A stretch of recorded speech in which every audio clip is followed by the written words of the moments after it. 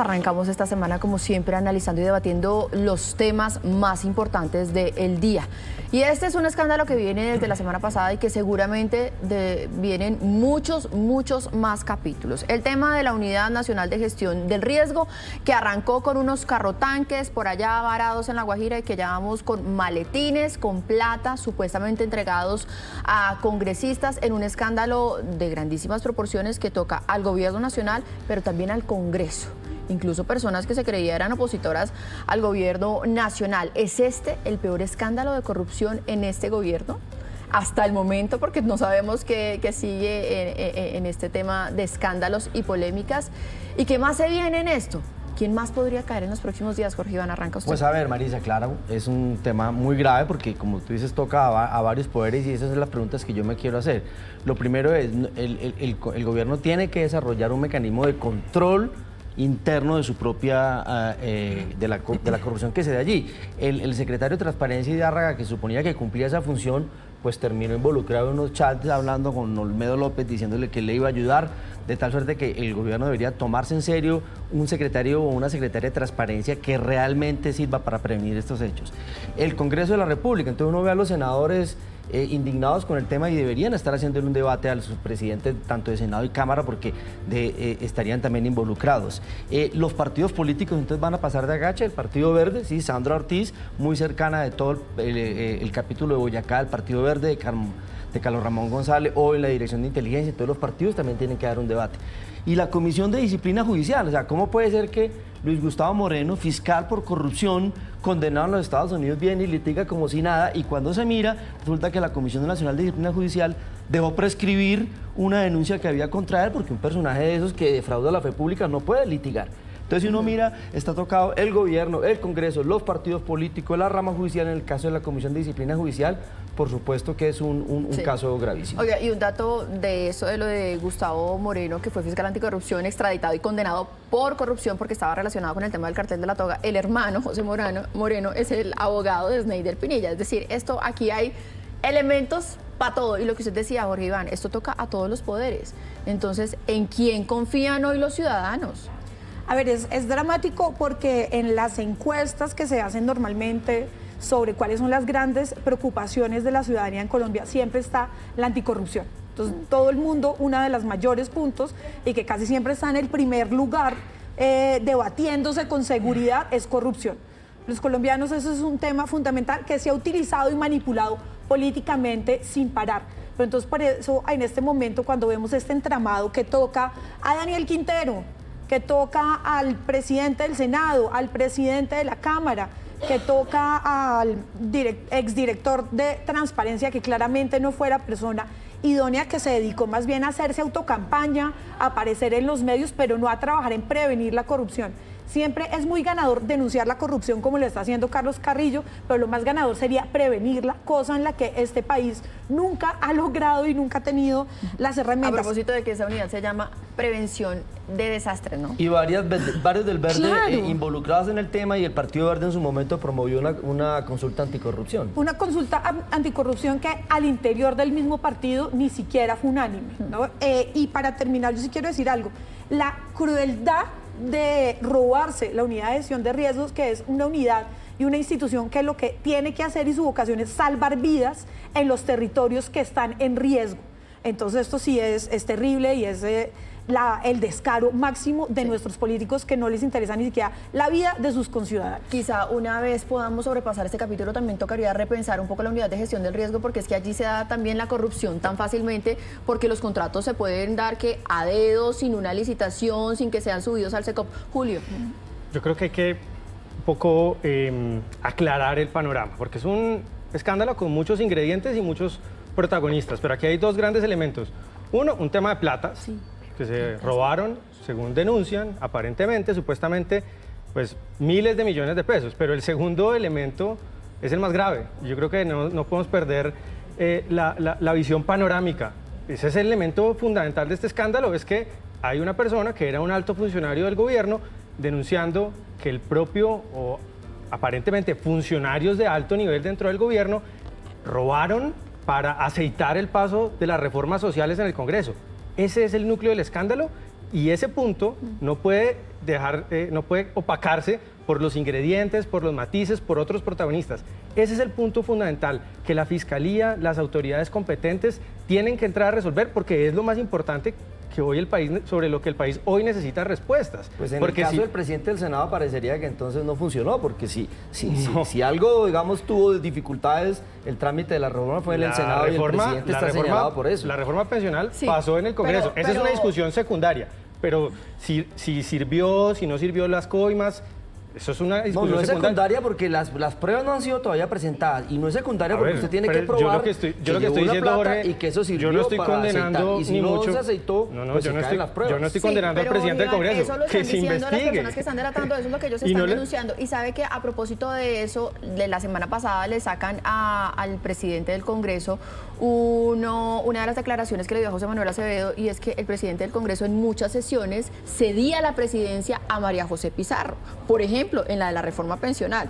Entonces uno diría, bueno, Y ¿será que yo fue lo por que ahí? sí no creo es que tenga ningún sentido que se continúe con el trámite de unas reformas que, si estas denuncias son reales, pues son espurias, son ilegítimas.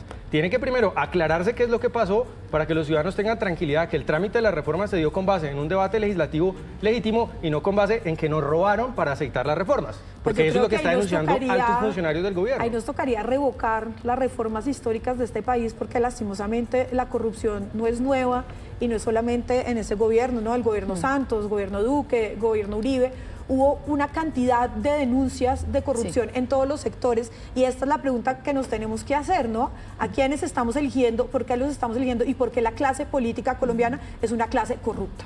Sí. Recordamos Sobre a eso- Gis y a Teodolindo, Exacto, por yo ejemplo. quería Exacto. poner ese tema sobre la mesa, me queda solamente un minuto, pero esto no es peor que la GIS política. Es que en GIS, lo de la GIS política fue lo que dijo el ministro de Salud, Guillermo Alfonso Jaramillo, que estaban dando Yo no puestos a creo, cambio de Marisa, pasar que la sea más reforma. grave. La GIS Aquí estamos hablando de maletines de plata. Yo no creo que sea más grave. La GIS política logró una reelección en contra de la Constitución. Eso es más grave que un robo en una entidad que por supuesto que es grave, pero digamos lo de la GIS política cambió el régimen político en Colombia, permitió la reelección de un presidente. Aquí estamos jugando con el futuro de la economía colombiana, cambiando la configuración de la economía y del sistema de la seguridad social. ¿Cómo no va a ser grave, Jorge? Es grave, pero infinitamente no se grave. puede comparar con el caso de la GIS A ver, política, aquí ni entrar la en esas parapolítica, mucho comparaciones es muy menos. difícil, pero es gravísimo. Claro, pero lo que digo, Yo creo que en los materia dos- de corrupción, digamos, más allá de los efectos sobre el hecho concreto de dar un puesto a cambio de un voto, que es un poco lo que dijo en su momento que el ministro Guillermo Alfonso Jaramillo, Mari, que estaba haciendo con yo el creo que Partido acá- Verde, aquí están dando maletines Yo creo que acá para Jorge- cambiar votos, Jorge y maletines Julio- con 3.000 y 4.000 millones de Yo pesos. creo que Jorge y Julio desviaron la discusión, ¿no? Que es la discusión de cómo de verdad el entramado político y la clase política, el campo político ha estado relacionado con la corrupción y cómo vamos a luchar contra eso. O sea, esto es más grave, todos son igual de graves, y lo grave es lo macro de la corrupción en Colombia.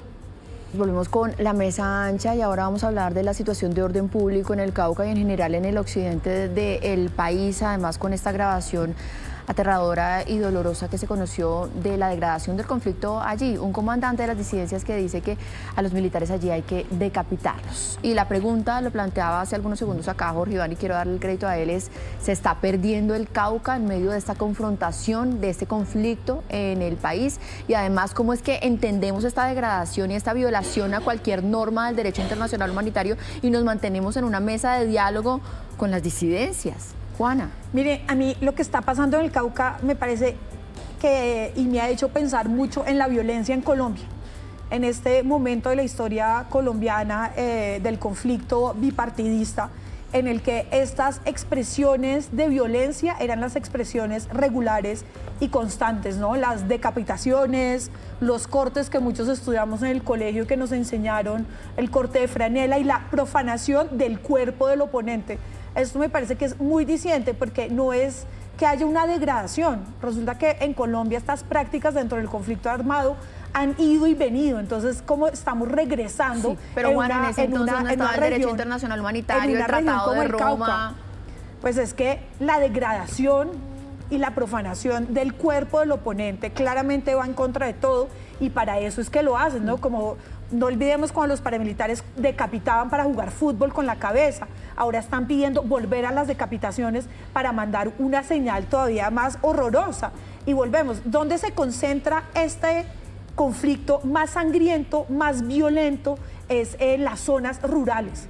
Pero ahora en el Cauca colombiano es una situación preocupante, es una situación muy dolorosa y es una situación que no se puede repetir.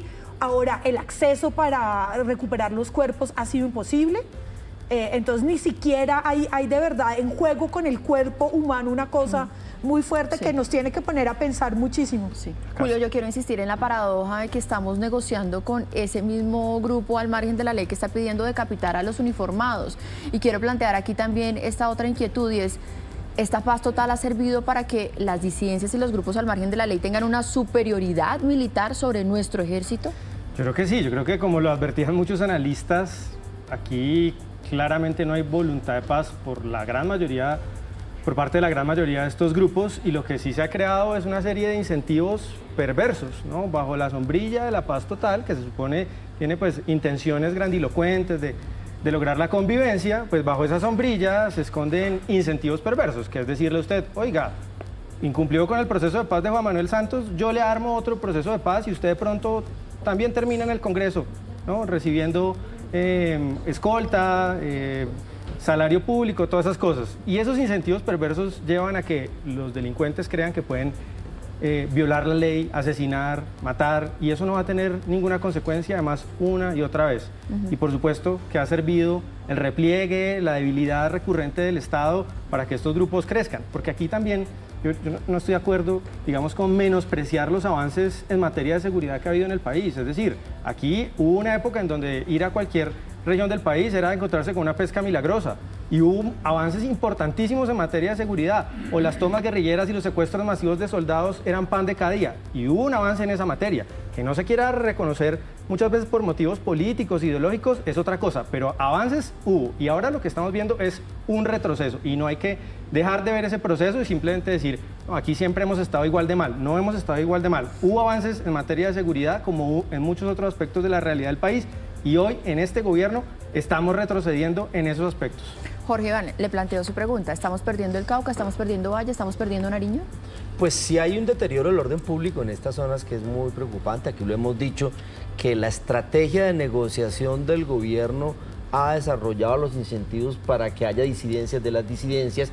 Entonces, todos esos pequeños grupos, el ejército colombiano no tiene, digamos, la capacidad de respuesta para atender todas las situaciones. Yo creo que el ejército colombiano tiene digamos, se ha crecido institucionalmente y tiene la capacidad de derrotar o de controlar militarmente, pero ante tanta fragmentación del conflicto estratégica y táctica, antes es muy complicado. Ahora, en Colombia siempre ha habido una discusión y es si se puede dialogar estando en la guerra. Con las FARC durante un tiempo se negociaba hasta que llegaron a una situación en la que se maduró el cese al fuego. Y yo creo que eso debería tener límites. Entonces, por ejemplo, el Estado colombiano y el gobierno ha decidido negociar con la CMC. Pero si hay una degradación del conflicto y ningún respeto por el derecho internacional humanitario, que es lo que estamos viendo, yo creo que el gobierno debería realmente considerar la posibilidad de romper las negociaciones con el EMC. Yo quiero dejar un dato, que no es que en 2 años haya aumentado totalmente. Los datos, por ejemplo, que publicó el profesor Gutiérrez Sanín del IEPRI dejan muy claro que la degradación del conflicto y los datos de homicidio se elevaron enormemente desde el gobierno Duque, justo cuando se decidió no implementar los acuerdos de paz.